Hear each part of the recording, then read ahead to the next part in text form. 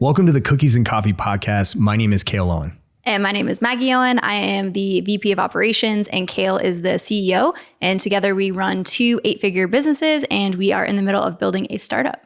And this podcast is to document our journey as high-level executives, as parents, and as husband and wife, so that we can share what's working for us, what we found that doesn't work, lessons, tips, and tricks, so that if you are married and working together or want to do that, you can learn from what has worked for us and for many other people so that you can have an incredible marriage, an incredible business, and an incredible life.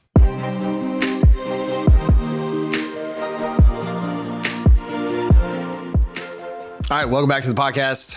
Super stoked today. What's up, girl? Hi. Super stoked to talk about today in our quest to help people understand that they can have it all. Today is the kid edition. So if this is the first time listening, you already know our intro. You listen to the intro here. But we both are very busy running 3 different businesses right now. And we also have 2 kids under the age of 10.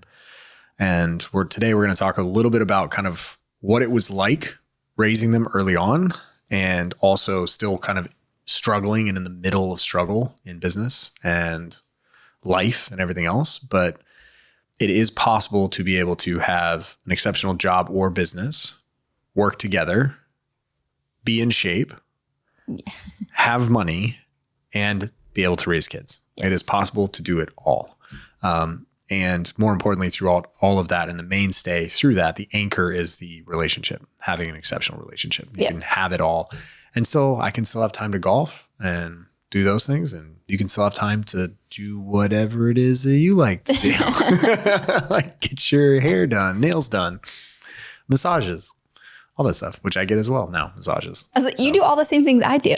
Minus get my nails done. Is the only thing you don't do. Yeah. Not about that life. Let's take a second. If you're watching this on video, yep, definitely wearing the best shirt yet on the podcast. So if you're not watching this, you're missing out, but you can see it on YouTube at some point. But rocking the DJ Khaled shirt. We the best. Right down the middle. Oh my gosh. Okay, so let's talk about kids. So for a long time, it was really a struggle. And it still is a struggle in different seasons right now.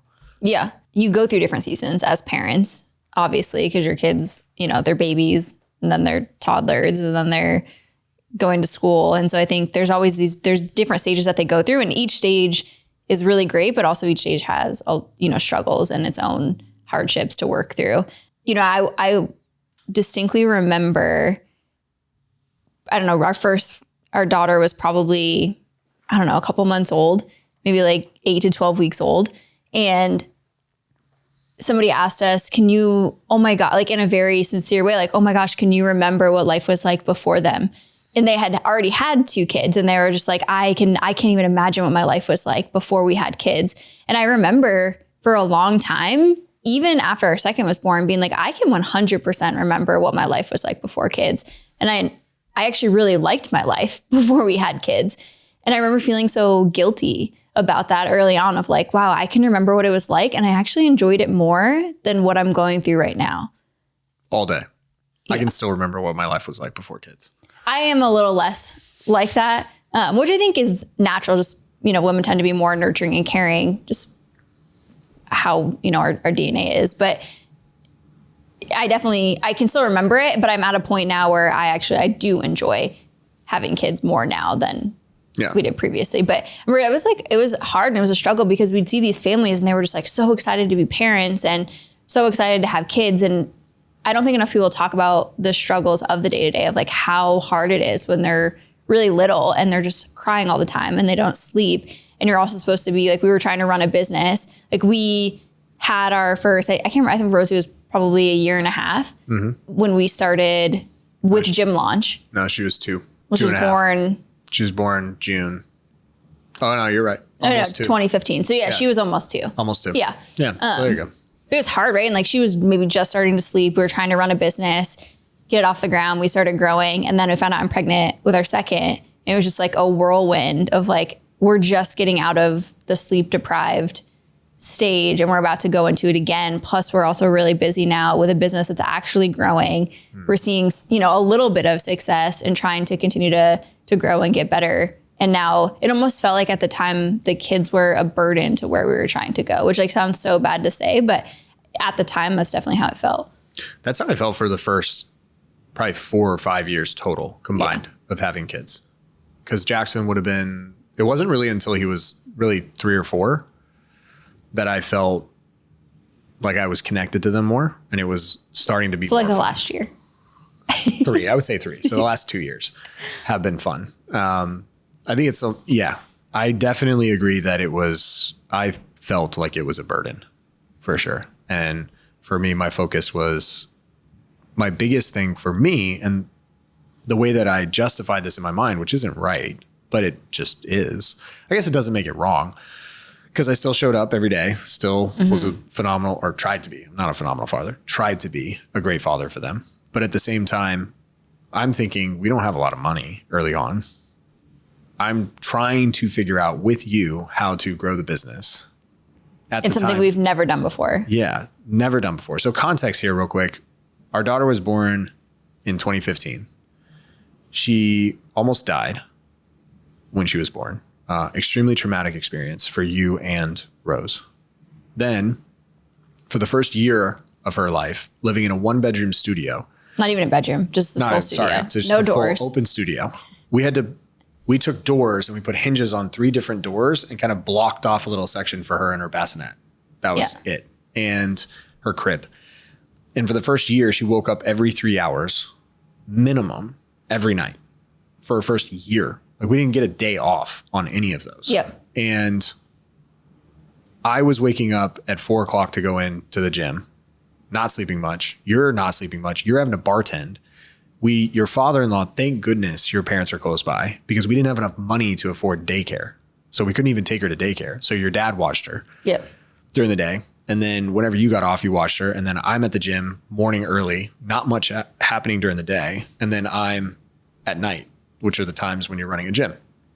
And then once, like right before gym launch, we joined gym launch, I started a job. And then that's 9 to 5 or 8 to 4 is kind of what I was able to work it out. Right. But I'm still going to the gym early on in the morning. And in the evening. Yeah, in the evening. And this is before we even knew that you were pregnant yet. Yeah. And then we signed up with gym launch, and then that's a whirlwind. And then we find out you're pregnant. And now I remember you crying when we found out. And I'm just like, it was an oh shit moment for me. Yeah. Very much so. Because I was thinking we just started gaining momentum here. Yes. We just started gaining momentum. Like, we'd made $38,000 in 10 days with the gym. I have this other job, which is covering the bills. I'm thinking you can go back into the gym soon. You can quit doing what you're doing in probably another month, which you ended up doing anyway. Right. But I'm like, man, we're like getting ahead. And now it's like, oh shoot, I felt like the rug got pulled out from underneath us. But that also turned out to be one of the best things that could have happened, because we used his birth, our son's birth, which would, as basically our timeline. Yep. And we reverse engineered how we were going to essentially exit the gym from having to do day-to-day work. And it pushed us hard, but it was super hard. Those really 8 months, I don't really remember sleeping that much. It was lots of 5-hour sleeps. Like, I mean, honestly, up until like probably the last 2 years, I actually feel well rested. I would agree with that. Yeah, I would agree with that for sure.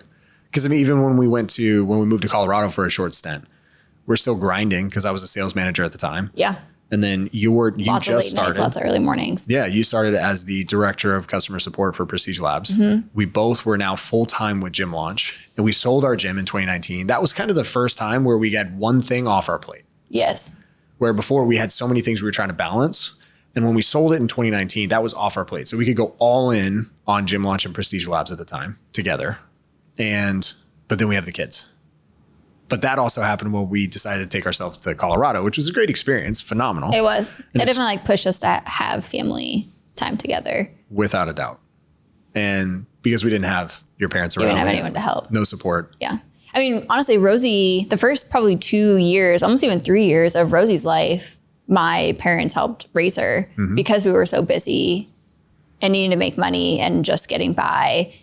And thankfully they were. And I love it because she has such a close relationship with them because of that time she was able to spend with them early on, which was really great. Like we didn't have a lot of family time, which I think also fed into feeling like they were a burden. It's like we are trying to do the work now, like we're trying to make money and be successful and gain some traction. so we don't have to live paycheck to paycheck and just scrape by. But the kids were taking that traction from us. Like they were taking time from us. They were taking energy from us, sleep from us. They're expensive. Like daycare's expensive. Food's like everything was so expensive. Diapers are expensive. So like it almost even fueled more of the burden feeling of like, I'm trying to do these things, but we just like can't get ahead because we have attention that has to be placed elsewhere and money that has to be placed elsewhere. I think we talk about it too on the flip side of that. We've said a lot. I don't know if we would be where we're at today if we didn't have kids, because they force us to make hard decisions and do hard things and put the work in because we didn't want to continue to keep living the life that we were living. And if we didn't have them, not that I think we would still get to where we are. I think it would have just taken a lot longer to get there because we didn't have our backs against a wall and a reason to push us to do better. Yeah, I agree. I like having my back against the wall and having to like really work hard. I work better in chaos or struggle, for sure. We both do. Yeah.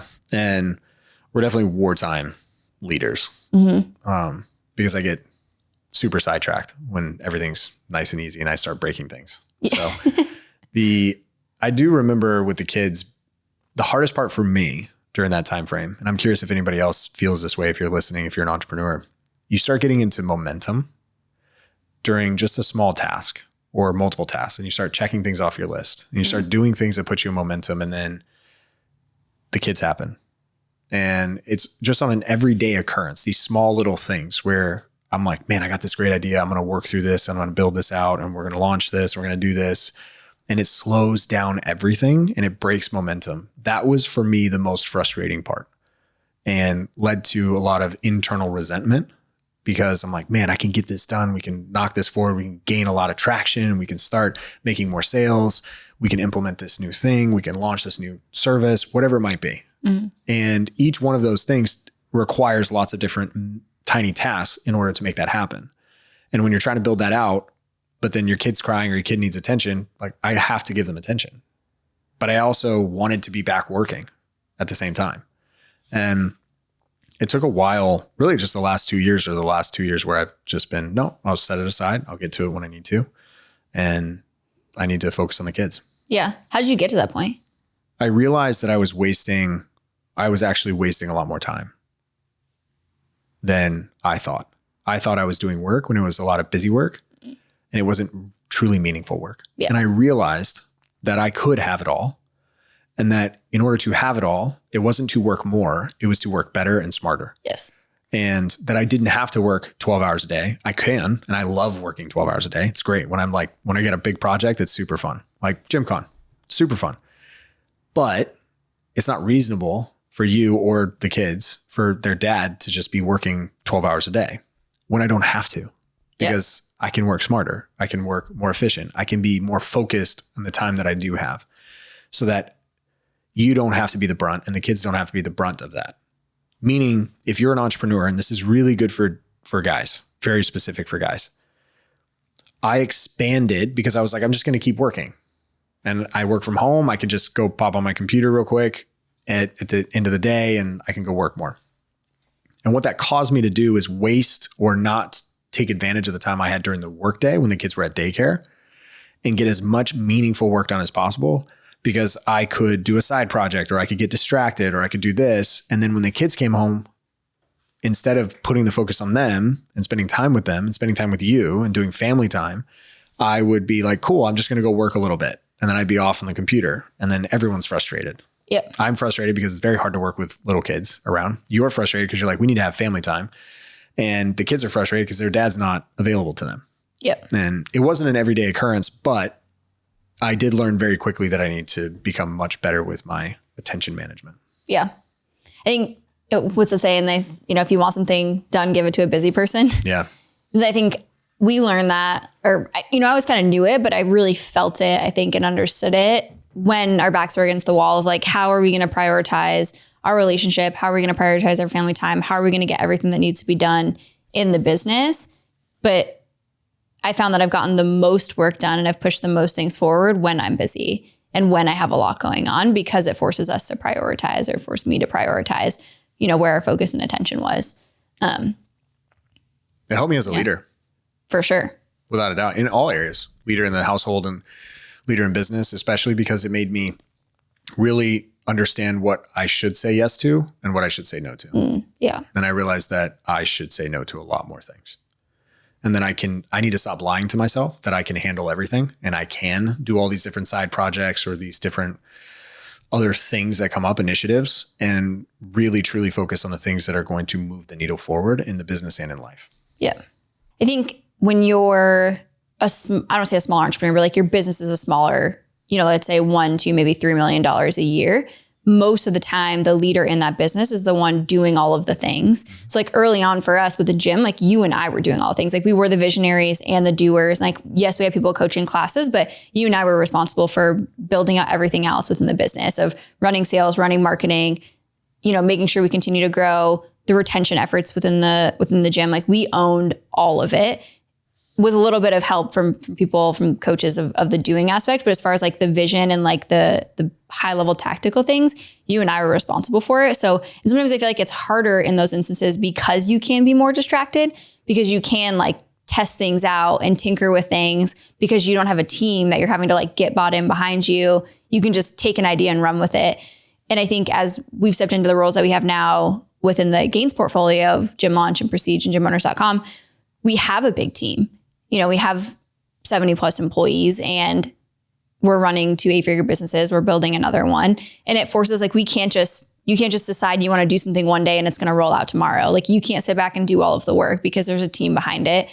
And, there has to be a change management place and process to get those things done. So I think sometimes transitioning into a higher level role has helped bring our focus back in a little bit more because we're required to, because we have to lead a team as well. We can't just like take an idea and run with it and hope it works out because it will impact a lot more people than just you and I. Yeah, it's a blessing and a curse.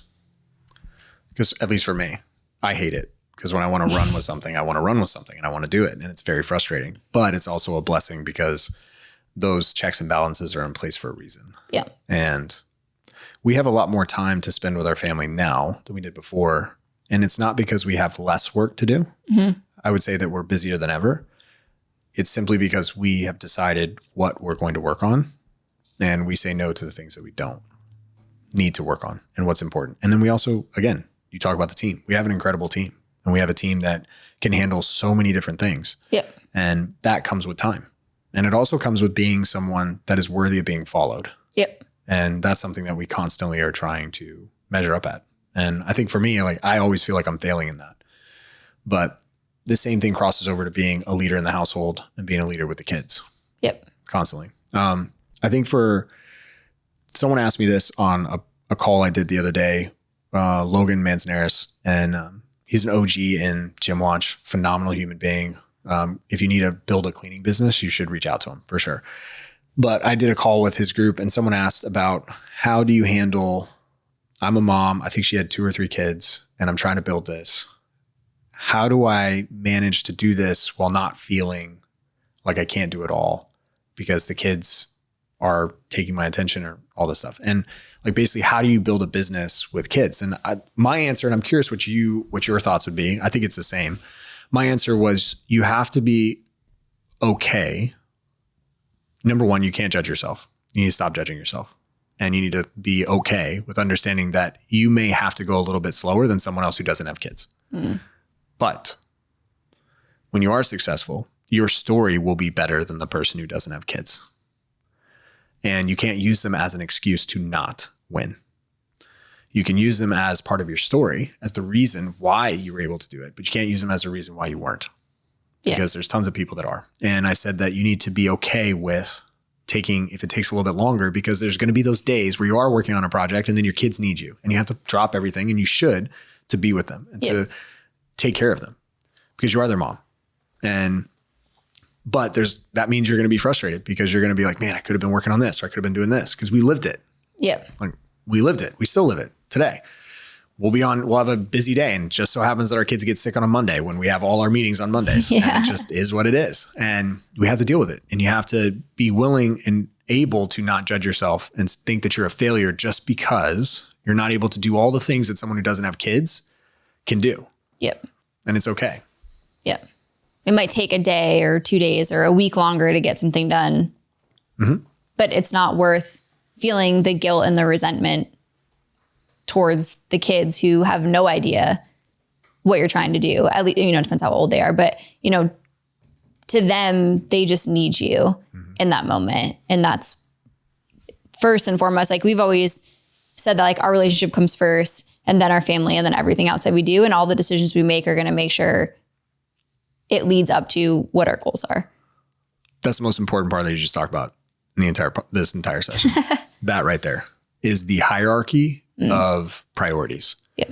When within the family unit, too many times we see so many people where they set their kids up first. Yes. And when that happens, if you have one spouse that wants to work and do these things, it's going to always cause a ton of problems, because the other one's going to be like, we need to spend more time with the family, we need to do all this stuff, we need to have all this. And then the relationship begins to break. Yeah. And then everything is focused on the kids. And this is why you see a lot of people either get divorced or they get divorced after their kids leave the house. So they're just together.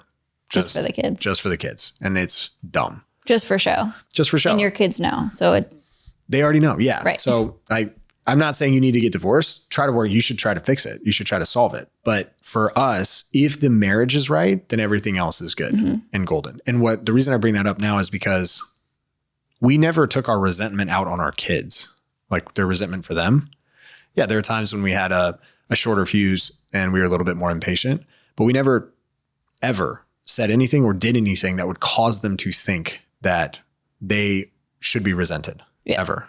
But between you and I, we definitely talked about it a ton. Yeah. And it was something that we kind of commiserated in and went to each other for support a lot of times. Yeah. And what was cool is I could go to you for support with that without you telling me I'm a horrible person for that.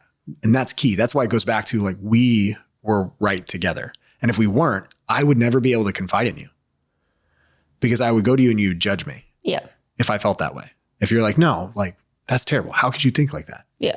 But if being in it together, it helped create even a closer bond, in my opinion. Yeah, I agree.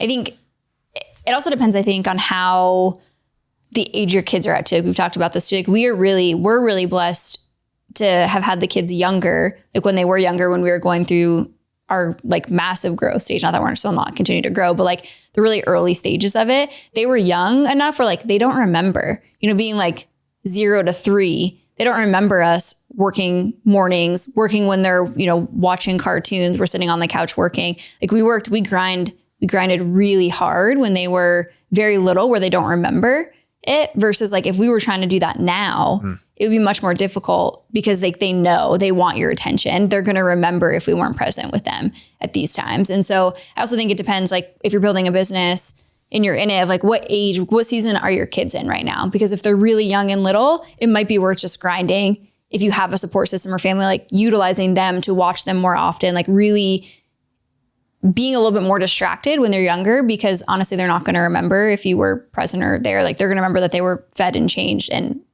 slept. It's basically all they're going to remember. And then when they get a little older, it might take you a little bit longer, because you're going to have to set time aside, dedicated time aside to be present with them, or drop things as you need to, if they have a sports or practice or they get sick, like whatever it might be. You're going to have to adjust your schedule a little bit more if they're in the stage where they can remember, and it impacts them more than if they were just babies. And I think that early on, we were less intentional about our time with them than we are now. Yeah. We're very intentional. And we also have a plan of like where we want them to go and what we want them to be able to experience as well. But also our life looks very different because we decided to grind and still grind today. Yep. But we do it in a much more intentional manner. Yeah. So it's very intentional. And they're also at an age where they can almost start understanding, where we can say, hey, mommy and daddy have a really big project, or daddy has a really big event coming up. And so he's going to be really busy right now. But next week, when this is all over, we're going to take a weekend family trip together, or, we're going to have a boat day, whatever it might be. Like, we try to explain to them, like, this is just a season right now. we're gonna be really busy for X amount of time, or we have this going on. And then after, like, here's what we're all gonna go do together because we worked really hard and we know we weren't able to be as present with you as we normally are. So here's what we're gonna do to make sure that you get that time with us. It just might not be right now. It'll be next week or, a month from now, whatever it might be. Yep. To wrap this up, if you're an entrepreneur, or anyone really, but especially if you're an entrepreneur or in business and you're in business with your spouse and you have kids, it's okay to have the feelings that you do. Mm-hmm. It's totally okay.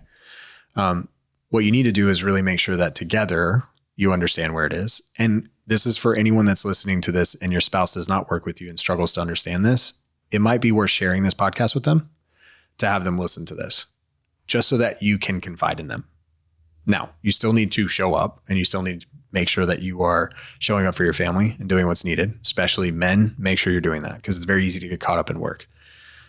But understand that you're not alone. As we started talking about this more openly, more and more people, we found more and more people saying, yes, I feel this exact same way. Yeah. I feel the exact same way. And it's very common, very common. It's not all roses, sunshines, butterflies when you have kids at all. And a lot of people want to make it seem like that, but it's not like that at all. And it's okay to talk about that. On the other side, just remember that if you are right at the top, the two of you in a relationship, then everything else will happen. But that has to be number one focus across the board. So appreciate you guys. As always, thanks for listening. Drop a comment, leave a review. We appreciate all of it. Share it with someone who should listen to this, and we'll catch you on the next podcast. I love you. Love you too.